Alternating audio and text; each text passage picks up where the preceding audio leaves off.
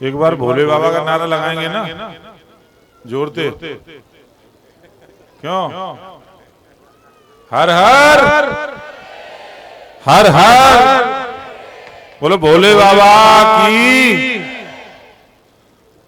आज के इस कार्यक्रम में हमारे बीच यहाँ पधारे बहुत बड़े ज्योतिषाचार्य जो कई अभी भविष्यवाणी कर रहे थे, आपके सामने भी प्रश्न छोड़ दिया है उन्होंने। और ज्योतिष का काम ऐसा काम है कि उसकी हर पल परीक्षा होती है और हर व्यक्ति करता है कि नहीं करता है। ऐसे हमारे आदरणीय विष्णु शर्मा जी इस ट्रस्ट के अध्यक्ष, जिन्होंने इस पावन काम में, इस पावन कार्य को करने का बीड़ा उठाया, ऐसे सम्मानीय महेंद्र उपाध्याय जी ट्रस्ट के महासचिव, जो दिन रात अपनी पूरी ऊर्जा के साथ तन मन धन अपना लगा करके इस पुनीत कार्य में अपना सहयोग कर रहे हैं। आदरणीय प्रवीण पांडे जी, उनके साथ राम लक्ष्मण की तरह से दोनों की जोड़ी लगातार काम कर रही है। ऐसे सम्मानीय अतुल मिश्रा जी उपाध्यक्ष, सम्मानीय ललित मिश्रा जी सचिव, सम्मानित साहित्य चंचल जी बहुत शानदार संचालन इस कार्यक्रम का कर रहे हैं। उनका मैं बहुत बहुत हृदय की गहराइयों से अभिनंदन करता हूं। आदरणीय पवन राय जी, सम्मानीय कवि सती दीक्षित जी, इस ब्लॉक की ब्लॉक प्रमुख आदरणीय सुमन चौधरी जी, आदरणीय देवेंद्र दास जी, सम्मानीय रवि सेन जी, सम्मानित विनोद करवानी जी, संजय चौधरी जी, हरपाल सिंह जी सरपंच, आदरणीय गिरिराज प्रधान जी, और इस कार्यक्रम में सभी उपस्थित मेरे बुजुर्गों, मेरी माता बहनों, नौजवान साथियों, सबसे पहले मैं अपने बुजुर्गों के चरणों में अपना शीश नवा करके प्रणाम करता हूं और आयोजकों को धन्यवाद देना चाहूंगा कि इस राष्ट्र कार्य में, इस पुनीत कार्य में, इस धर्म के कार्य में मुझे यहाँ बुलाकर के इतना सम्मान दिया और मुझे वो सौभाग्यशाली व्यक्ति बनाया कि मेरे हाथों से इसकी आधारशिला रखी जा रही है। 12 ज्योतिर्लिंग, इस दुनिया में कोई भी हिंदू कहीं रहता होगा, मैं केवल भारत की बात नहीं कर रहा, पूरी दुनिया के अंदर हिंदू संस्कृति, हिंदू धर्म को मानने वाला कहीं भी रहता होगा, उसके मन में भी ये इच्छा रहती है कि मैं जाकर के भगवान शिव के 12 ज्योतिर्लिंग का अपने पूरे जीवन में दर्शन कर सकूं। ये हर हिंदू की इच्छा होती है। जैसे कहीं रहता होगा दुनिया में और चाहता है कि वृंदावन की धरती तो देख लूं, उस धरती को तो प्रणाम कर लूं जहां भगवान कृष्ण ने जन्म लिया था। अयोध्या के अंदर जाके भगवान राम को तो प्रणाम कर लूं, उनको तो देखूं जहां मर्यादा पुरुषोत्तम ने अवतरण लिया था।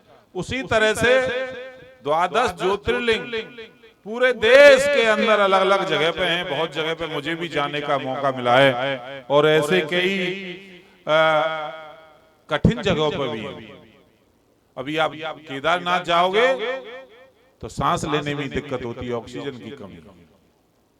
ऐसे अनेक जगह हैं, आंध्र प्रदेश के अंदर है, मध्य प्रदेश के अंदर है। पूरे देश को जोड़ने का काम ये हमारे 12 ज्योतिर्लिंग करते हैं और वो 12 ज्योतिर्लिंग को इस ब्रजभूमि में ला करके बना देना, इससे ज्यादा पुनीत कार्य और कोई नहीं हो सकता।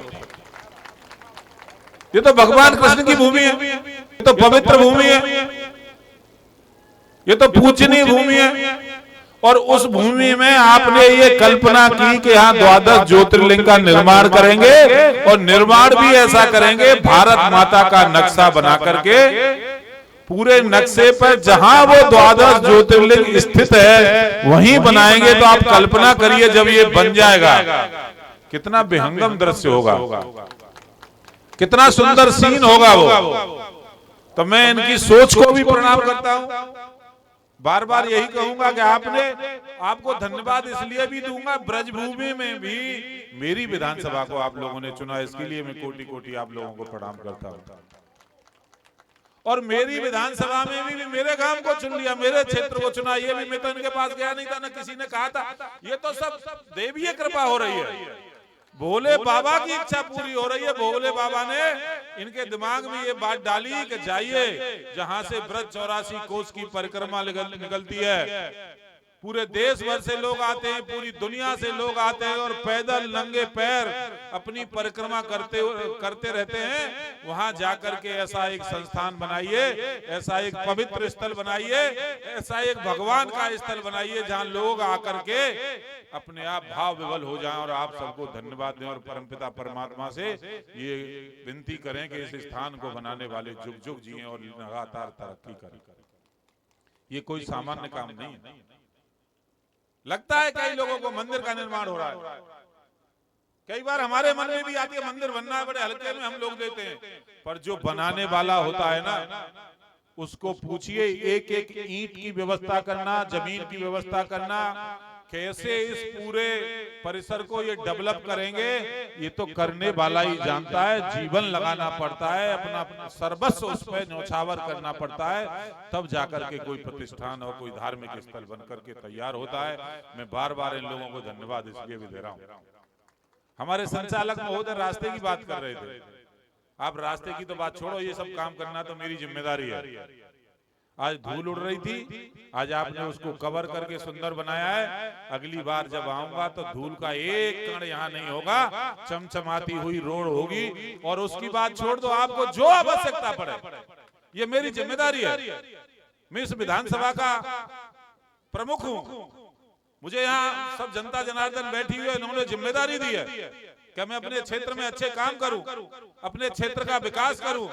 और आप स्वयं आकर के यहाँ भगवान की प्रेरणा से, परमपिता परमात्मा की प्रेरणा से यहाँ करके काम कर रहे हैं, तो जितनी जिम्मेदारी आप लोगों की है, उससे ज्यादा जिम्मेदारी मेरी भी है। मैं आज के बाद इस संस्थान से जुड़ करके आप लोगों की पूरी सेवा करूंगा। रास्ते की तो बात छोड़ो, जो काम हो, सरकारी स्तर पे हो, प्राइवेट स्तर पे हो, और जो इसके डेवलपमेंट में मेरी भूमिका हो सकती हो, मैं आधी रात आप मुझे कॉल करेंगे, मैं आपकी सेवा के लिए हाजिर हूं। और ये तो वो स्थल है, देखो परमात्मा की कृपा अपने आप होती है।